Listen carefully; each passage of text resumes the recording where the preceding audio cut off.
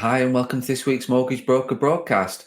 My guest this week is Alice Dartnell, and Alice was on the podcast back in November of 2022. She was probably the first guest that I'd ever had onto the podcast that was non-industry. We talked about time management, energy management. We talked about various things. And one of the things we started to talk a little bit about was habits, but we didn't really delve enough into the whole habit thing and get her take on it and discuss it more. So it was always part of the plan to get Alice back onto the podcast and talk about habits and what we didn't get to talk about last time. So yeah, let's just get Alice back onto the podcast.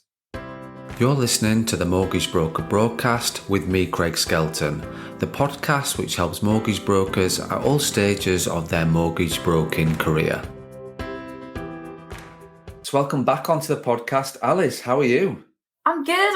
Thank you so much for having me. I'm very, very excited to be back. Thank you. I'm excited too. And thank you so much for agreeing to come back onto the podcast. It has been several months now since you came on the first episode that you recorded. And we just went through so much. I think we even talked at the end of that episode that it was an hour long. It was probably one of the longest ones that I've recorded from a podcast point of view, especially like I said, not knowing you, and I think that's what happened. We just talked about so much. We talked about various different things. We went off on different tangents, which was awesome. Like the podcast got amazing feedback. I had great comments. I had a lot of direct messages about having somebody on that wasn't in the industry kind of thing and getting somebody else's viewpoint on that. But when I sort of look back on my notes and listen back to it, so we covered so much. I thought, we even said we needed a part two. So we did tee it up in the last podcast. So we are several months later. We are recording this several months after the last one. So people think I batch these sometimes and go, oh, yeah, you've done a part one and part two. No, things have happened in our lives. Things have happened in your life. You've been away, which we'll talk about. But yeah, welcome back onto podcast. What's been going on? Oh my God, seriously, time just flies, doesn't it? Because I can remember that as clear as day, like recording that first podcast. And I, at the time, was in Valencia. So I was doing my little stint in Valencia. So I was there for 8-9 months. So since then, I left end of November 2022, I left Valencia. And since then, in the last 2 months, I have been back to the UK to see friends and family. And then I went to Cambodia for 5 weeks to hang out with my mum over Christmas. And now I'm back in the UK and I'm about to go to South America for travelling for 2.5 months next Wednesday. So much has happened in that 2 months. I'm just thinking now how my life is boring, given that I've not travelled very far. I've literally not travelled very far. You've been, and yeah, we've talked a little bit before the podcast about the South America trip, and sounds awesome. And the podcast will go out while who knows where you're going to be when the podcast goes out. So because obviously you're going on Wednesday, which is in January. We're recording this, it's the end of January, so you're going to be in January. This will probably go out sort of February time. So you probably will be, who knows where, when the podcast goes out. So thank you, but thanks for coming back on it. And you're clearly busy traveling schedule. In terms of work-wise, obviously you've got a lot of traveling going on, and you were in Valencia. I forgot about that bit. You were in Valencia at the time. What's been happening work-wise? You had your course, you've got your time management courses going on. What else has happened? Yeah. Oh my God. Again, so much in the last couple of months. So in November, I hosted my time management challenge, which was an epic 5-day challenge that I put on for free. That went so well. I'm actually probably going to rerun it this year in 2023. I also launched my energy management program, which was my 12-week group coaching program, because I'm really big on time management, not just about being time, but also about your energy. So this was the first time I actually went deeper into that topic and put my first group coaching program together. And we're just starting to wrap up now. Like, we're in the last week now, and it has been phenomenal. Like the transformations and the changes of these women have just been incredible. So that's been a big thing over the last couple of months. And I have busily been beavering away, putting together the content, the modules, the bonus program material, and all that kind of thing for my online time management course, which is going going to be launching in February. So I'm very excited about that because I've never done a self-study course before. Everything I've done has been live, which has been great. But obviously, people have got to join at a certain time, and it's very structured. And actually, when it comes to time management, people are busy and people want to learn, but they need to do it on their time. So I'm going to be launching a time management course in February. So I'm really excited about that. So I've been working hard on that over the last 3 or 4 months since we last spoke as well. So loads happening. Loads going on. Was that something that you're absolutely right. And I get with regards to people's lives and when people learn and people want to learn at certain times of the day, certain weeks, certain times of the week. Was that always part of the plan? Obviously, you've got the course that you did, and that's very much interactive and very live. You're now doing this sort of management course, which is more sort of offline based and people learning their own time kind of thing. Was that always part of the plan? Yeah, it was. I'm really, really big. When you've got a business, I call it dual thinking, and you've got to do stuff today for today, emails, reply back to people, client calls, but you've also got to do stuff today for the future. So this course actually has been in the making for maybe like years. So I first ran my signature time management course, Own Your Day, I think in 2020. When I first started the business. And it was from that point on that I was like, you know what? I do also want to have an online, what we would call an evergreen course, so that there's no like end date to when people can purchase it. It's self-study, self-paced. But I also knew that I needed to, number one, test the content. And number two, make sure that I was really certain in what I was teaching to be able to package it up into an evergreen course, because I love live stuff, but obviously there are those limitations on who you can access. But also the downside of having anything online is once it's on there, it's on there. Like you can't backtrack, you can't, obviously you might be able to re-record stuff, but it's very much like it is there. You need it to be, I hate the word perfect, but you know what I mean? It needs to be spot on. So since 2020, I suppose, ever since I did my first Own Your Day, I've been creating these ideas and what is working and what are people struggling with, what concepts do people know, not know, and through that and through working with my clients one-on-one and doing challenges and all that kind of stuff, I've accumulated all this knowledge over the last 3 years, and that's what's going into this course now. This is what's going into this Transform Your Time. It's about getting the foundations right, because so many of us want to learn about time management, but actually we've got to get the foundations right for it. We need to actually understand what it is. So it's been a long time in the making, actually.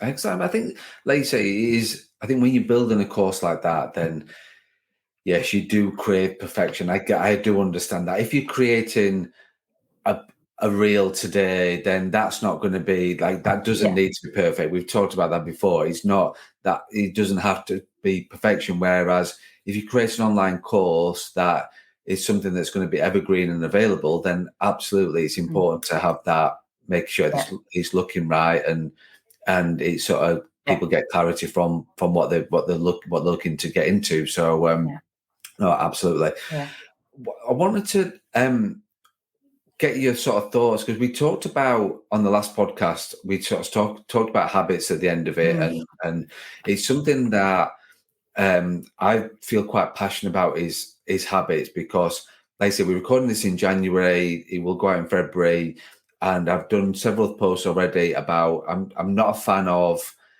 New Year resolutions, New Year, New Me, and things like that, and it's just something that I'm not a believer in, because we try and build these up, we try and make big changes, big massive gigantic changes to us live, to who we are, whereas I'm a certain firm believer in terms of creating the right habits, getting those habits to stick, obviously the habits, and sort of building on those and building those small changes and the small gains to then look at being who you want to be, creating a life you want to create. Because that's the thing, is that you talk about is make your life. You talk about it is make you who you be, who you want to be, make who you want to be, kind of thing. It's like what your life wants to look like.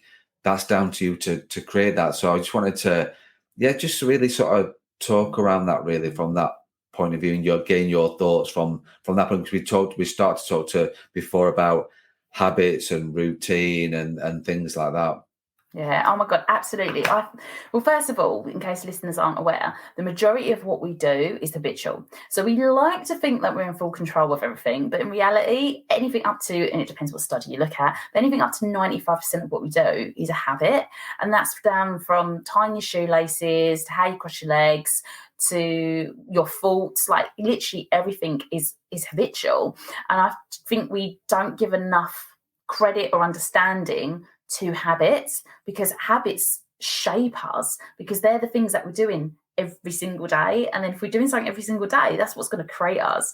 So I'm really, really big on this concept that I call creating a life by design. And it isn't just about the big goals, like, traveling or setting up a business, but it's also like the day to day. So, for example, so many people come to me and they just want to do simple stuff like reading or exercise, and they say they haven't got time for it. But sometimes it's not so much about the time, it's because they haven't formed the habit yet. So it's not become ingrained into their life. And I totally agree with what you've just said, that you've got to make it stick. It's about the small gains. You don't go from, having never exercised ever to running an ultra marathon. Like we know that. So why do we think like, oh yeah, 1st of January, like new year, new me, like everything's going to change? Like, not really. Like you need to build those habits up.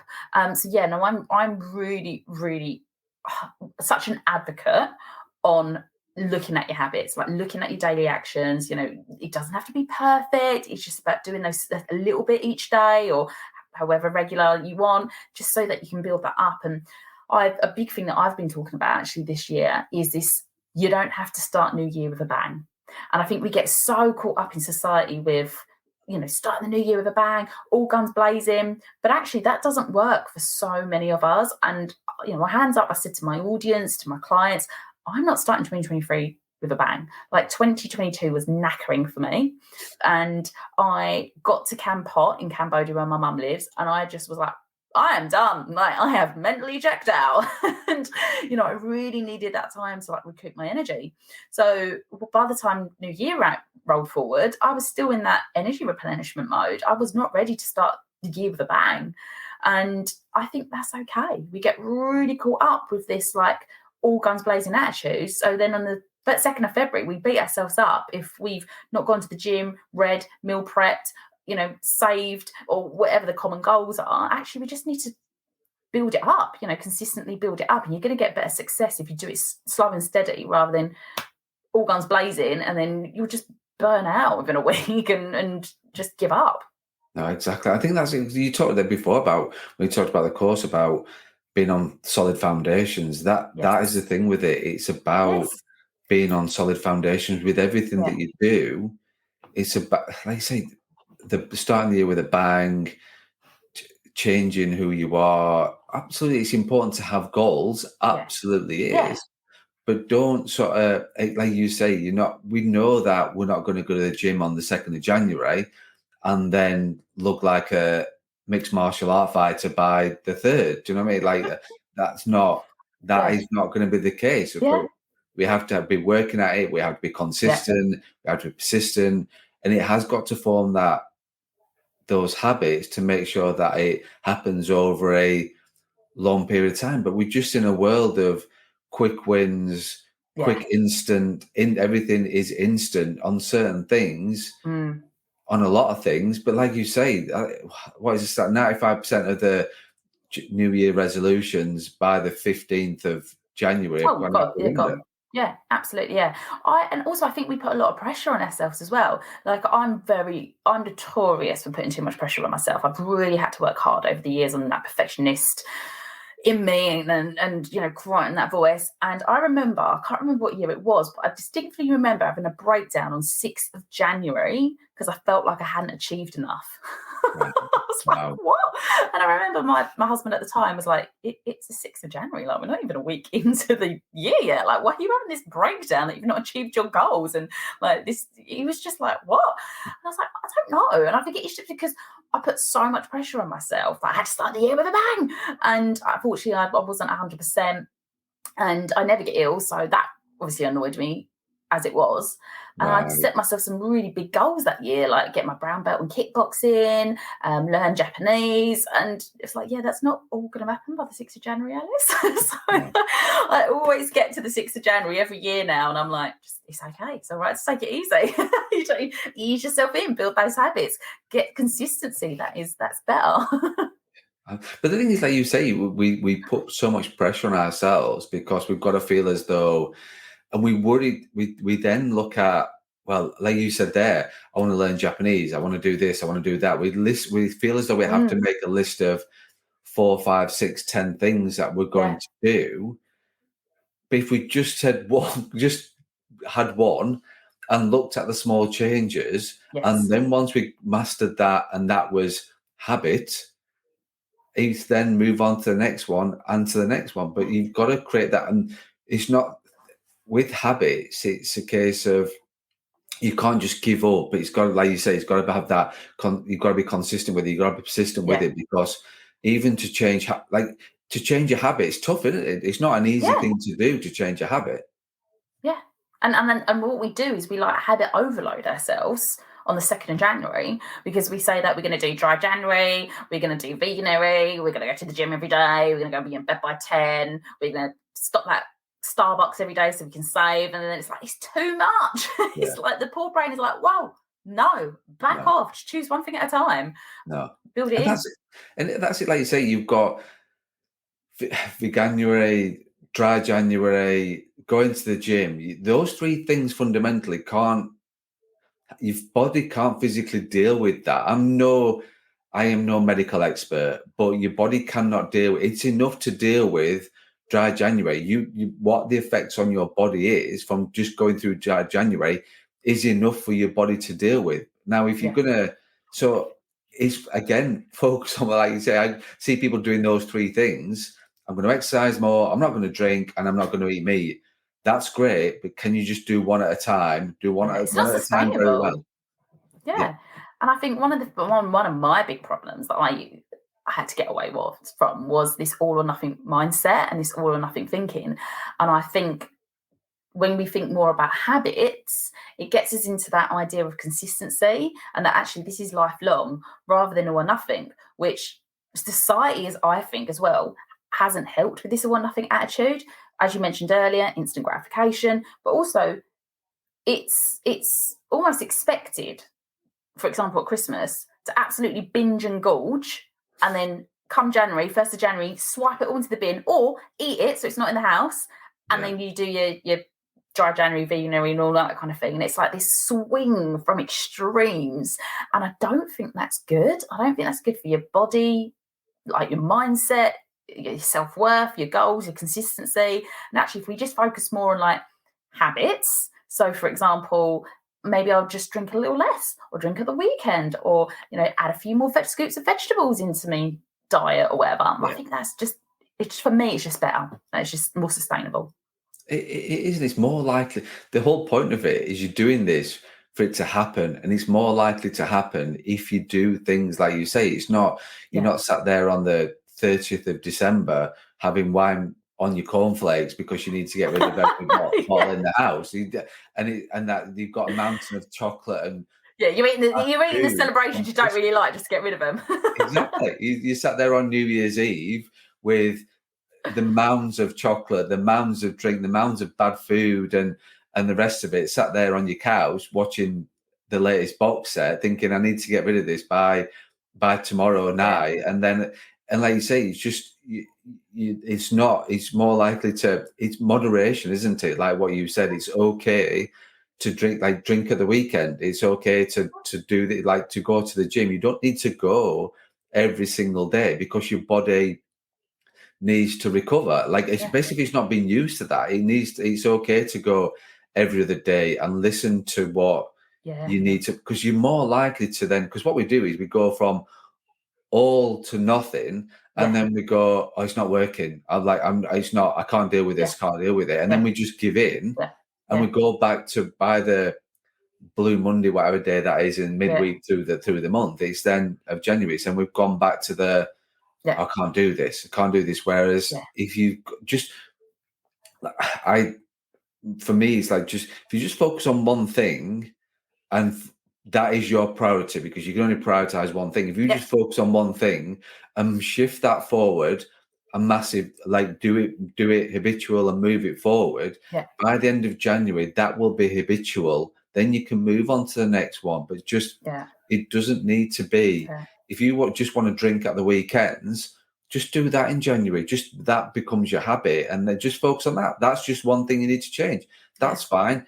And by the time you get to the end of the month, you think, actually, I'm okay with that now. I know that I can have a drink on Friday night and Saturday, and it's okay. And it's not about binging a week's worth of alcohol units and on a Friday night. It's about because your head will be then into more of a moderation kind of thing. Yeah, and I think that moderation thing is about that consistency, but also that what lifestyle are you trying to build? And if you're looking at habits, well, you've got to ask yourself, why am I building this habit? Am I just jumping on the bandwagon because everyone else is doing it and that's what I think I should be doing? Or is it actually that's the way of life I want? So one of the common ones I'll see as a time management coach is things like exercise. I don't have time to exercise. And I've got to be blunt with people. You do. You're just not prioritising it, or you haven't made it a habit yet. And I exercised on Christmas Day. I was in Cambodia. The sun gets it gets light really early in Cambodia. So, by 6 o'clock I was up. It was light. I went into my mum's garden, did a bit of yoga with her, and I was like, oh God, that's a bit weird, isn't it? Doing exercise on Christmas Day. And I was like, no, because that's what I want to do. And that's my lifestyle. And I choose to make a habit of exercising 4 or 5 times a week. And that's what I want to do today. And I think that probably isn't the norm, but I would advocate that that's better, that doing things regularly, even like if it's exercise on Christmas Day, doing things regularly that are supportive of your lifestyle, that, why am I doing this habit? Well, I'm doing it because I like it. It's good for my mental well-being. Like, that's so much more important than this kind of on-off, I'm binging at Christmas and then I'm back on it in January. Like, I just think it's more sustainable. Yeah. I think because you've got that's a habit, isn't it? It's like binging in December. It's like that's your habit. Yeah. That's a habit that you've created from the years of for me, it's always about you doing what you want to do and what's right for you. It's not about like you said, about jumping on the bandwagon and things like that. One thing I sort of say all the time is about running your own race. It's your race. It's your life.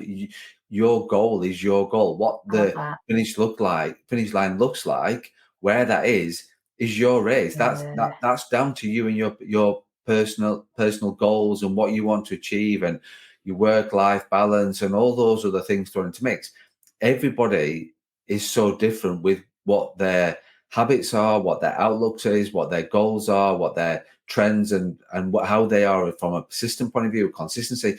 So just you don't need to jump on the bandwagon and say, right, I'm doing it. And then everybody takes comfort then on the bandwagon.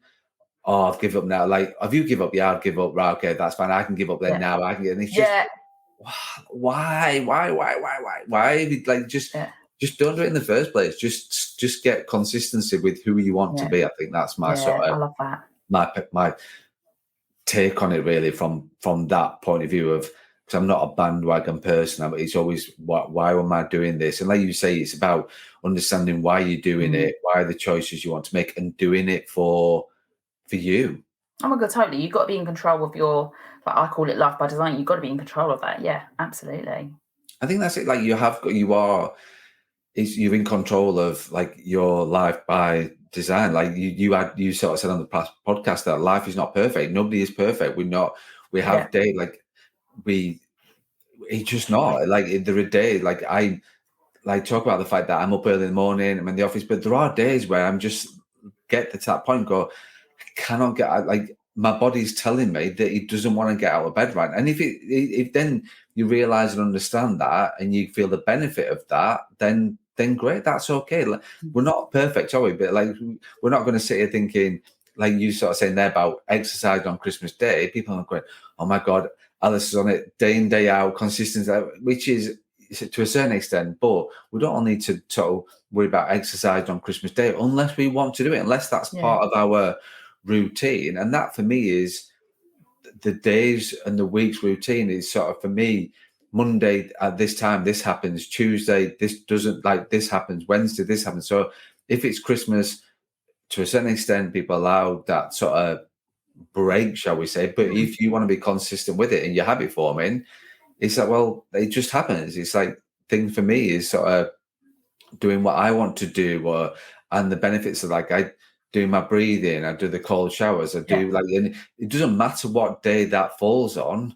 It just happens, whether that's Christmas Day, Boxing Day, New Year's Day, or my birthday, or whatever the day it is. It just, that happens just every single day. It's just, that's the habits that you life. Yeah, I love that. Yeah, absolutely. Yeah. And it is part, like you say, it is. But it's, again, you sort of said it before, Alice, about your habits are your identity. We've all got our own identity. Don't jump on the bandwagon because your friend's doing it, or your family's doing it, or somebody else is doing it.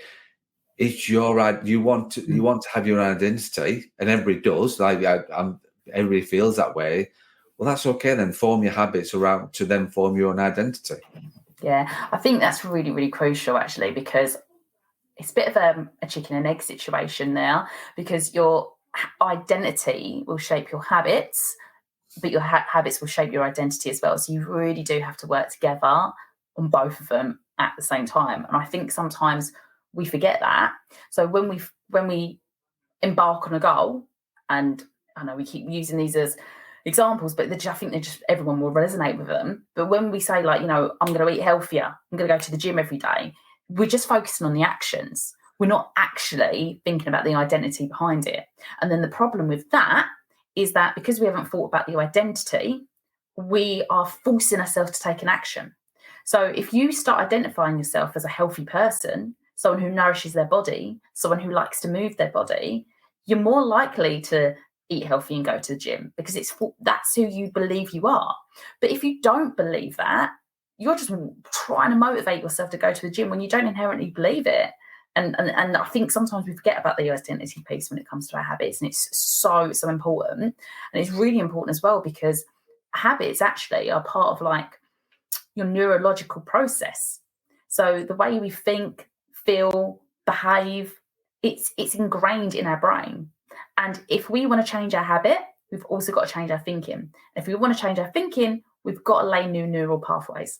And that means, like, just fundamentally changing how we think, feel, approach things. So, when I think about exercising, admittedly, I used to be like, I've got to exercise so I can fit in my size 6 skinny jeans. That was such a different place to where I am now, where I want to exercise even on Christmas Day because it makes me feel good. I know that 20 minutes of yoga or sit-ups is going to release endorphins and make me feel happy. So that's why I do it. So because I've now got the identity of someone who's healthy, it feels right to exercise on Christmas Day, or it feels right to go to the gym. I'm excited by it. I'm connected. My identity is connected to the action, not just thinking about the action itself.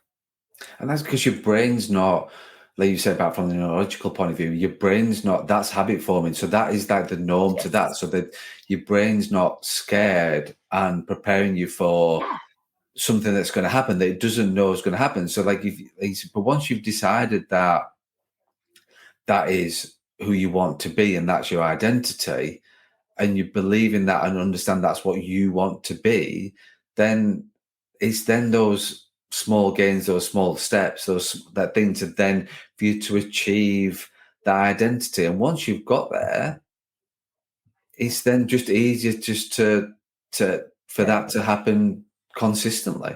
Yeah.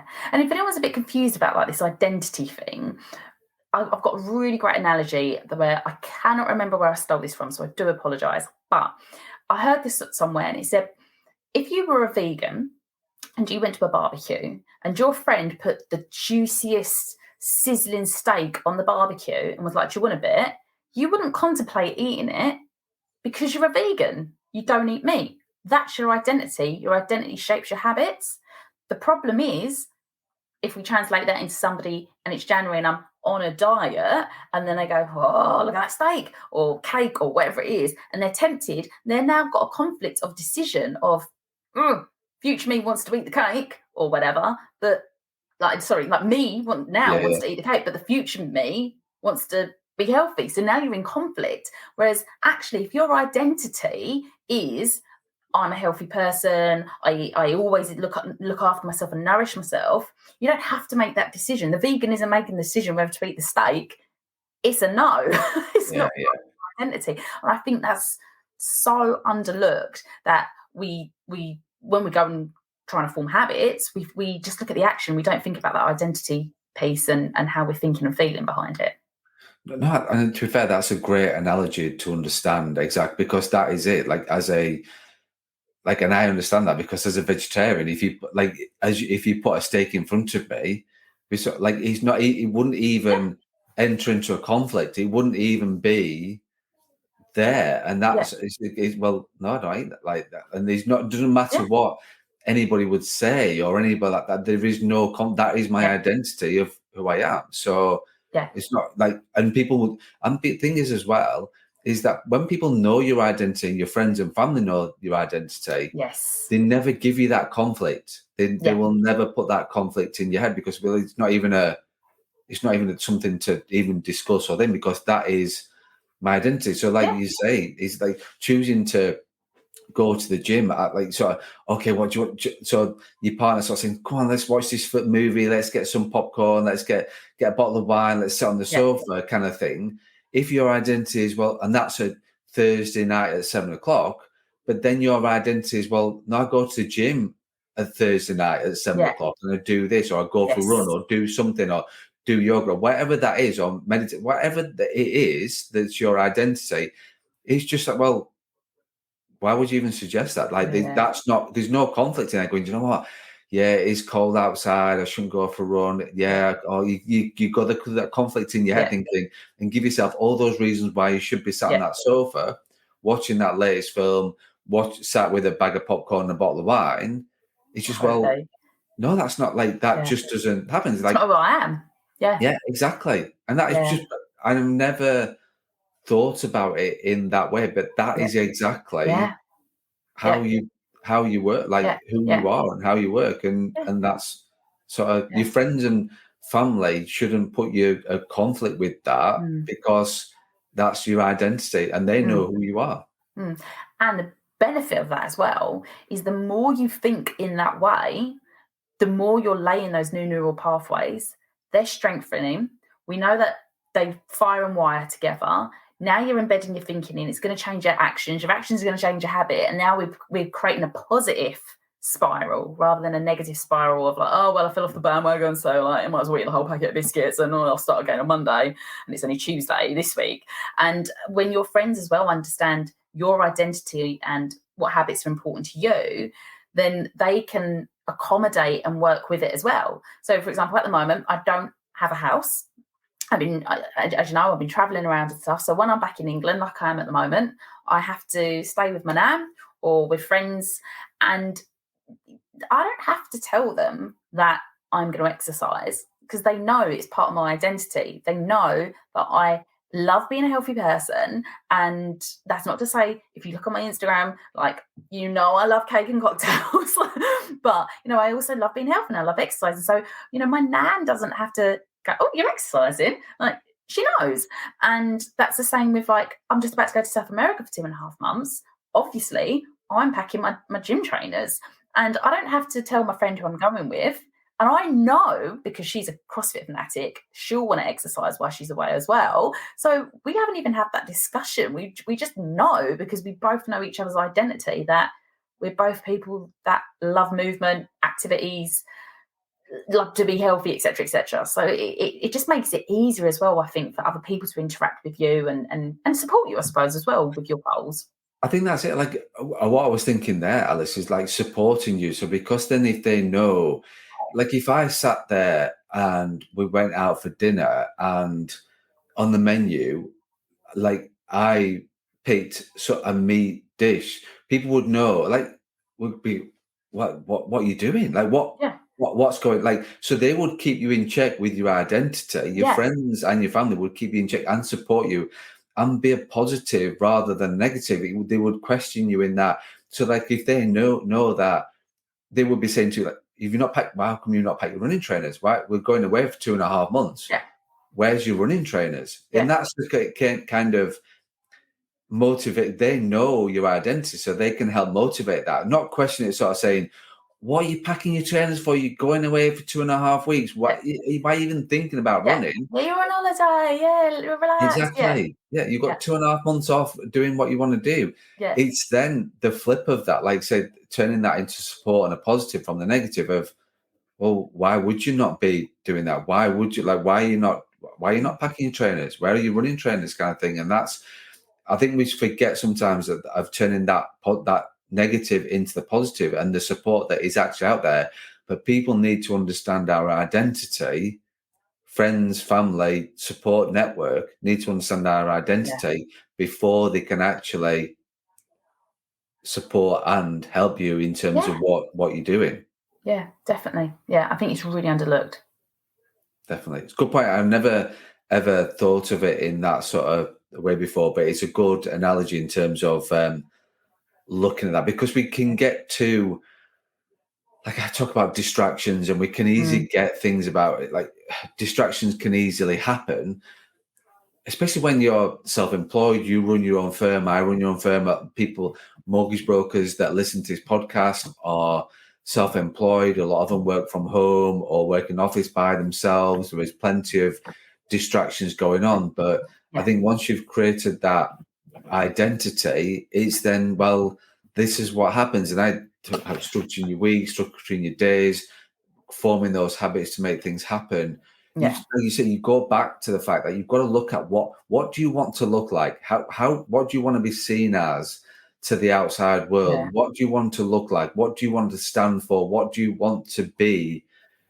And once you understand that, and once you clear yourself in terms of who you want to be, it's okay then to put that identity out there, and then people will talk about that, and people will help you with that, and people will relate to you with that, and then that becomes, and because you've got all this, like your social media, if you're then putting that out there, it's normal, and that's, they will, and the comments will help, and the comments will help support, because then, and if you start all of a sudden put something very negative, and if you was very a positive person, and all of a sudden you sort of put that cry for help out there on your social media out in the world, people would then be reaching out. Your friends would reach out, going, "Just seeing your post, like, what, are you okay? What's going on?" Like, that's not. Whereas if you are total conflict with yourself, and 1 minute you're like this, and the next minute you're like that, and they just become, well, it's just Alice going off on one again, or do you know what I mean? There's not that. You can see you've not got clarity and consistency with yourself. So how can you expect other people to have that consistency and clarity about you as well, and help and support you to achieve what you want to achieve? Yeah. And also, just going back to what you just touched on about distractions, I think distractions happen less when you've got strong habits. And I'm someone who's got probably a pretty bad concentration span, but I wouldn't say, and I probably am really easily distracted, but I think because I've got such strong habits embedded and ingrained in me over the years, and such a strong sense of identity now, I am less, I don't think people think I'm easily distracted, and probably see the average person I'm not, because those habits are so strong. So I think something you just touched on there, actually, distractions happen less when you've got strong habits and strong identity. Definitely, because like I say, it goes back to the conflict in your mind of there is no conflict. It happens. It happens if something is a habit that happens every single day. Like, I'm trying to think of some random thing, but nothing's springing to mind. But it's just like you say, you just then, because there are so many distractions. There are so many distractions to look. It can be, like I say, when you work for yourself, like you are, if you're employed, then those distractions don't, because that's your habit. Like, you have to turn up. Your employer tells you you need to start work at 9 o'clock. You start work at 9 o'clock. You can't just go, do you know what, today I've got this to go on. Could we doing the washing? There's lots of washing from the weekend. Can I not come in today, or can I turn up about 12? No, you can't. Like, it's not like you're paid by your employer. You turn and show up. And that's the sort of thing, the frustration that I get is when people then go self-employed, realize that freedom, have their own business, they then lose that habit of showing up and turn up, and it's theirs. It's like, well, hang on a minute, you showed up for somebody else's firm. Why are you not showing up for your own? And I think that's, like you say, it does go back to the habit forming and making sure that you've got the right habits, and then that will help with the structure, identity, and everything else. But like I say, going back to your point, is I've never thought about it that way, because like I say, there are just too many distractions in just your habit, and it's okay to not. Yeah. They say people like work 9 to 5 because that's what your firm told you to do. It's okay to, like, when you want to work, you've got that freedom and choice, but do choose something. Don't choose your identity. Don't do anything. Just don't drift and then think, oh yeah, I'll work when I work. I'll do this when I do it. And we just then drift. And like you say, it's then the year's gone, plans have gone, habits have gone. We just then drifting from day to day, week to week, month to month, etc., etc. Whereas then you don't really have an identity. Yeah. No, I think it's really, really important. So anyone listening to this and thinking about their goals for 2023, I'd really encourage them to think about their identity as well as, like, the habits, their actions, their time management, things like that, for sure. I think you've got to start with your absolute. I think the realization for me from talking on the podcast is that you just got to start with your identity. You've got to start what you want with what you want to look like, and then work back from there. So start with the end in mind, as I always sort of say. But then who do you want to become? Yeah, exactly. And then as well, if you've seen that and then that's in place, you know what that wants to look like. It's easier to then form the habit. It's never easy to form habits. Absolutely not, because, like I said before, like you said, it's a neurological thing. It's just your brain doesn't like new habits because it just doesn't like it. It's hard work as well. Like, the brain was already expending so much energy on everything else. Creating a new habit, it's like, oh, come on. Like, the brain always likes to shortcut to success, which is why we let's be honest, we adopt lazy things. We always shortcut stuff, right? So that's because the brain's trying to conserve its energy. And now you're going, oh, what? You're asking me to instill this difficult, like, new action. So yeah, that's why it feels so difficult at the beginning. But give it time. And obviously it depends on what the habit is, but give it time and it will embed in. And then you won't even have to think about it again. You'll just do stuff on an autopilot. No. And like I say, it is stacking those habits, building those habits, and then it is to then form that identity of what you want to look like. And that's, like I say, we talked about, it's down to you. So excellent. Alice, can you believe we've sort of been going on for 40 odd minutes now? And again, there's so much we sort of can talk about this, but honestly, is anything we've missed, anything we've not talked about that you wanted to talk about, anything you want to pick up on? Because we just have, again, gone off on a tangent, gone off on various different things, but we are getting a clear message from the podcast. But is there anything else we've not talked about that you wanted to talk about? No, you know me, I'm just more than happy to rock up and have a wonderful conversation. But there's one thing I do want to just add about the habit thing, though, because one of the things that like when I've worked with clients on habits, because obviously I specialize in time management and energy management, and people go, "Oh, I'm bad at time management." And you're like, "No, you're not. You just haven't developed the habits on time management yet." Whereas someone like me, like an expert in it, I have the time management habits of planning and avoiding procrastination and distraction. So everything is a habit. So one of the things that my clients will struggle with, for example, when it comes to creating habits, is they don't understand how the habit is made. And anybody that wants to instill habits and achieve their goals and do the right actions, very important to look at the identity, but also understand what the habit loop is. And this is that all habits are created with a cue, a routine, and a reward. And this is in the book, The Power of Habit by Charles Duhigg. And I think once you understand this, it's like, okay, this is making sense. Because what you need, there's a 3-part process in all habits. There's a cue that kicks into the action. There's the routine, which is the action. And there's a reward for doing the action. So this could be, to quote, bad. So, for example, I've had a really bad day at work. Well, that's your trigger. That's your cue. So then your routine is, I'll have a glass of wine. And then your reward is obviously, I feel so much better. So the next time you have a bad day, your brain's going to remember that. So what's it going to do? And then before you know it, you've developed a habit of having a bad day, glass of wine, feeling better. And I remember doing this myself, not with wine, but with chocolate. And I was going for a really shit time at work. So every day was, I've had a bad day at work, chocolate.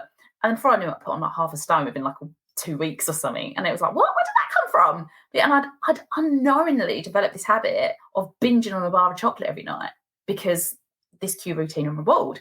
Yeah. So it works in both ways. It can work for good habits or bad habits, but it also can help you break an action that you've been doing for a long time. Like when I was like got on the scales and I was like, what? Where did that come from? And then when I analysed it and I was like, oh, hang on a minute. Every time I've had a bad day at work, I'm binging on chocolate. So then I could do something about it because I had that awareness. I knew what my cue was. So it's like, right, okay, what shall I do next time? Well, maybe next time I have a bad day at work, I should call a mate or go to the gym. And then you can like rectify and modify your actions and your habits. So I just want to share that with your listeners because I know that was certainly when I share this with my clients that they're like, oh, okay, because otherwise you're just using willpower and you're battling against yourself or you're beating yourself up and it's draining and it's not going to help anyone. So when you kind of understand that there's these 3 parts to this habit, it's not just about the action. It's like, oh, okay, right. And you can use that to your advantage then. Which, like I say, if you understand, it's an absolutely amazing point that you make, and it's great to bring that into the podcast because, like you say, when people listen to that right now, when you talked about that bad day, glass of wine, the reward is really good. That's the habit you've created, and you understand that. You understand what the cue is. Yeah. You understand that, like, so it's understanding that very simple but very meaningful 3-point process, really, that you go through. Yeah. And it's then if you understand that, it's then, well, what do you do about that then? If you want to change that habit, you like, what is your cue? What is then that? What does your routine look like then from that point? And then what does that reward look like? Because it's that's the process that you're going to go through, and that's something that maybe needs to change, like, and that's something that needs to change. Your understanding, well, because that's happened, like you say, you got on the scales, like, well, yeah, like it's no surprise because you formed this habit that's happened, and then it's like that's your triggered thing. Well, I need to do something about that, and that then the cue's still there. Yeah. The routine then needs to change, and the reward needs to change. Yeah. Well, that's like you say, it's just being aware of that and following that 3-step simple process. It can be massive, but again, it's down to you and your accountability and responsibility. But that can be massive. Yeah, absolutely. Yeah. So I just want to share that with listeners. So hopefully that's going to give them some awareness. No, definitely, and thank you for sharing that. So thank you very much. But Alice, thank you so much for sparing some time out of your well-travelled diary, shall we say? Oh, no, thank you so much for having me. Seriously, things like time management habits, energy management, I literally can talk about it non-stop all day. So thank you so much for having me. And no, it's been great to and thank you for, like I say, thank you for that. And it's great to get back on and talk. Like I said, we can talk about this all day long in terms of things like that with regards to the whole time management, energy management, mindset, habits, and everything else in between. So, but if I'm sat here right now and I'm thinking, I want to know more about Alice, I want to know about the course, I want to know more about what she's doing, maybe I can look into work with you. What's the best place to find you and reach out to you? Yeah, well, first of all, definitely come say hi. I always love connecting with people. So mostly you're going to find me hanging out on Instagram. I'm there every single day. Really easy to come find me there. It's just my name, Alice_Dartnell. I am on LinkedIn, but I don't really go on it that much. So yeah, I wouldn't use that as my first port of call. But yeah, come connect with me, say hi. And if anyone is interested in the course as well, then just maybe, head to my website, alicedartnell.com, and you'll be able to find the online time management course in a tab there as well. So it's an online self-study, so you can do it in your own time, and it's all broken down into really simple bite-sized modules as well, because I mean, you're busy, right? If you haven't got time to learn about time management. So everything's broken down into little bite-sized modules. So feel free to check that out if you want a little bit more support on that as well. Excellent. No, we'll tag that into the podcast as well, so then we can people can easily find you and easily find your website. Like I say, I know that you're not on LinkedIn much because I've tried to connect with you so many times. You just ignore my connection request, but I won't tell that personally because I know we're connected elsewhere. So I get all that. I'm an Instagram girl. I like the shiny pictures. And that's fine. And that is fine. That is your identity. That's fine. I am more of a LinkedIn person, but I understand that. And I still post a lot and still use Insta. So, but no, honestly, I get all that. So it's fine. Don't worry. But again, thank you so much for your time and enjoy your travels in South America. Thank you. Yes, thank you. Thank you for listening to the Mortgage Broker Broadcast, the podcast which helps mortgage brokers at all stages of their mortgage broking career. If you have any questions about this podcast or any topics you want us to discuss, or if you're interested in working with me further, then please get in touch.